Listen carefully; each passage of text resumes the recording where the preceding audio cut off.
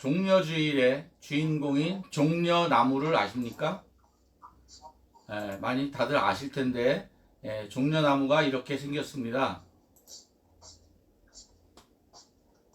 야자나무라고도 하는데, 이 야자나무는 뭐 대추야자, 뭐 무슨 야자, 뭐 이렇게 해가지고 한 100가지가 넘는다고 합니다.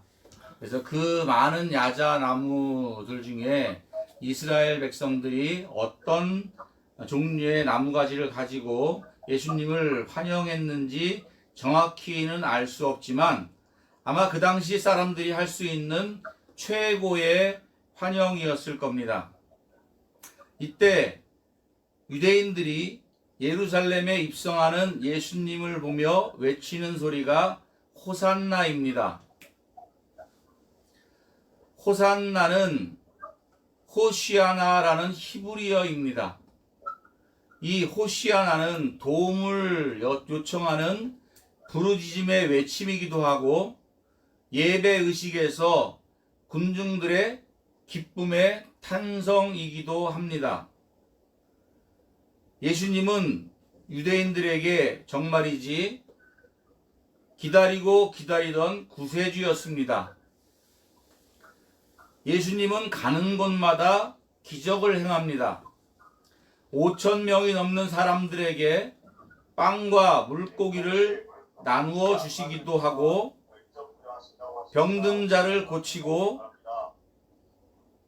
소경을 눈뜨게 하고 귀신 들린 자를 고쳐주고 심지어는 죽은 자를 살리기도 하는 유대인들에게는 슈퍼 히어로입니다. 수많은 사람들이 그 놀라운 현장을 목격했고 그 소문은 삽시간에 퍼져나갔습니다. 이 슈퍼 히어로인 예수님은 바로 그들이 기다리던 메시아였던 것입니다. 이 메시아인 예수님이 예루살렘에 입성을 하시는 것입니다. 이때 유대인들 외치는 함성이 바로 호산나입니다. 우리를 구원하소서. 호산나, 호산나, 우리를 구원하소서. 수많은 사람들이 예수님을 향해 우리를 구원해 달라고 외치고 있습니다.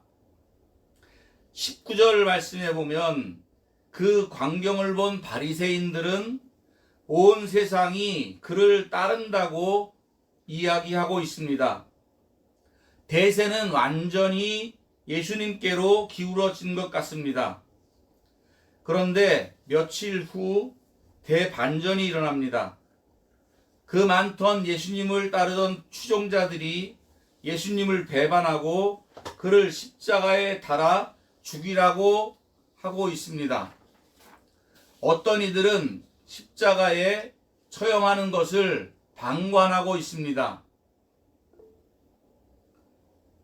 제자들은 무서워서 도망하기도 했으며 어떤 제자는 예수님을 부인하고 저주하는 제자도 있었습니다. 유대인들과 제자들은 어떤 생각을 하고 있었을까요? 왜 그들은 자신들을 구원해 줄 영웅 메시아를 십자가에 못 박는데 동참했나요? 첫 번째, 예수님을 믿지 못했습니다. 예수님을 십자가에 처형하는 죄목은 자신이 하나님의 아들이라고 하는 신성모독죄입니다. 예수님이 행하신 기적은 사람이 할 수 있는 것이 아닙니다. 세례 요한이 자기 제자들에게 예수님께 가서 당신이 메시아인가 물어왔습니다. 이에 대한 대답은 마태복음 11장 5절 말씀에 맹인이 보며 못 걷는 사람이 걸으며 나병 환자가 깨끗함을 받으며 못 듣는 자가 들으며 죽은 자가 살아나며 가난한 자에게 복음이 전파된다 하라 였습니다. 이런 모든 일들은 사람이 행할 수 있는 일이 아닙니다. 하나님께서 보내신 분만이 할 수 있는 일입니다. 바로 얼마 전에는 죽은 나사로를 무덤에서 살아나오게 하셨습니다. 그 소문을 듣고 수많은 사람들이 지금 예수님을 보러 또 다시 살아난 나사로를 보러 나온 것입니다. 손에 종려나무를 들고 환호하며 호산나를 외쳤던 것입니다. 하나님께로부터 오신 분이 자기가 하나님의 아들이라면 하나님의 아들이라고 믿어야 하는데 사람들은 그 말을 믿지 못했습니다. 하나님께서 보내신 분이 사람들에게 거짓말을 하겠습니까? 하나님께서 보내신 분이 하나님만이 할 수 있는 일을 보여주고 내가 하나님의 아들이라고 말한다면 그 행한 일을 비추어 보면서 하나님의 아들인 것을 믿고 그에게 경배하고 그를 따라야 마땅하지만 사람들은 그렇지 못했습니다. 환호하며 열광하던 사람들은 제사장들을 비롯한 몇 무리의 모함에 예수님에 대한 환영과 지지는 분노와 저주로 바뀌게 된 것입니다. 코로나19로 인해 많은 사람들이 교회를 멀리하거나 그 신앙을 버리려 하는 사람들이 있습니다. 그런 사람들은 예수님에 대해 알지 못하기 때문에 그렇습니다. 또 우리들 역시 예수님 말씀을 그대로 믿어야 합니다. 예수님께서 우리에게 주의 성령을 보내셔서 우리와 함께 하신다는 것을 믿어야 합니다. 주의 성령과 동행하는 삶은 진정한 믿음의 삶이 될 것입니다. 세상을 이기고 죄악을 이기고 하나님의 자녀의 풍성한 삶을 살아가게 하는 것입니다. 하나님의 아들이신 예수님의 말씀이고 약속입니다. 둘째는 구원에 관한 문제입니다. 유대인들의 구원은 세상에 있는 것이었습니다. 로마로부터의 해방이 구원이고 세상살이에서 오는 육적 삶의 고난에서의 회복이 구원이었습니다. 물론 육적인 구원도 전혀 무시할 것은 아닙니다. 예수님도 병든 자를 고치시고 귀신도 내쫓으시고 약한 것들을 고치시며 죽은 자를 살리시기도 했습니다. 그러나 그것들은 작은 것이고 영원한 것들이 아닙니다. 예수님은 육신의 구원이 아닌 세상 나라를 위한 구원이 아닌 영원한 생명을 구원하는 것이요 우리로 하나님과 하나님 나라의 관계를 회복시키는 구원이셨습니다. 우리는 세상을 살아가며 세상적인 성공을 이루거나 그것을 얻었을 때는 믿음이 충만해지고 힘들고 어려운 일을 만나면 믿음이 나락으로 떨어집니다.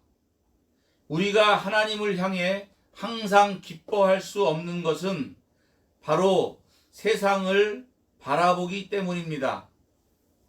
만약 내가 하나님의 자녀된 것과 영원한 생명을 얻게 된 것을 확실히 알게 된다면 세상을 살아가며 항상 기뻐할 수 있고 고난도 기쁘게 받을 수 있을 것입니다. 예수님이 예루살렘에 입성할 때에 나귀 새끼를 가져오라 하시며 주가 쓰시겠다 하라 하였습니다. 그 나귀 주인은 주님 뜻대로 하시도록 승낙하였습니다. 크신 분은 품위 있게 큰 말을 타셔야지 않냐고 하지도 않았고 나귀 새끼값을 달라고 하지도 않았습니다. 주님께서 요구하시는 대로 순종했습니다. 그들의 그런 행위는 성경대로 이루어지는데 역할을 한 것입니다. 사랑하는 성도 여러분, 주님을 얼마나 믿으십니까? 주님의 말씀을 얼마나 신뢰하고 순종하는 삶을 살아가고 계십니까? 주님을 제대로 알지 못하면 그 믿음이 요동치게 됩니다. 주님을 가까이 하고 주님과 친밀한 관계를 유지하기에 힘쓰시기 바랍니다. 주님과 친밀한 관계를 유지한다는 것은 주님과 자주 만나야 되는 것입니다. 주님 앞에 나아가 기도하며 주님을 만나고 하나님의 말씀을 읽으며 하나님과 만나고 또 하나님을 늘 바라보면서 하나님께서 우리에게 말씀하시는 것들을 늘 생각하며 살아간다면 우리는 삶 속에서 살아계신 주님의 음성을 들을 수 있고 또 삶 속에서 그 주님의 따뜻한 마음도 읽게 될 것입니다. 사순절 기간 특별히 금식하며 특별히 어떠한 행사를 하지는 않지만 그렇다고 이 사순절 기간을 잊고 살아서는 안 됩니다. 이 기간이라도 하루에 시간을 정해놓고 하나님 말씀을 읽고 또 하나님을 묵상하고 또 하나님 앞에 기도하며 우리 교회가 지금 무엇을 할 것인가, 할 수 있나, 또 나는 지금 하나님과 어떠한 관계인가, 내가 할 수 있는 것은 무엇인가 생각하면서 하나님을 바라보고 하나님을 찾는다면 하나님께서는 우리 마음 가운데에 해야 할 것들과 할 수 있는 것들과 또 우리에게 필요한 모든 것을 베풀어 주시는 것들을 믿습니다. 우리가 부활절 때까지 더 깊이 주님을 알고 그분의 뜻 가운데에 살아갈 수 있기를 주님의 이름으로 축원합니다. 아멘. 예, 다 같이 우리 찬송가 부르겠습니다. 540장입니다.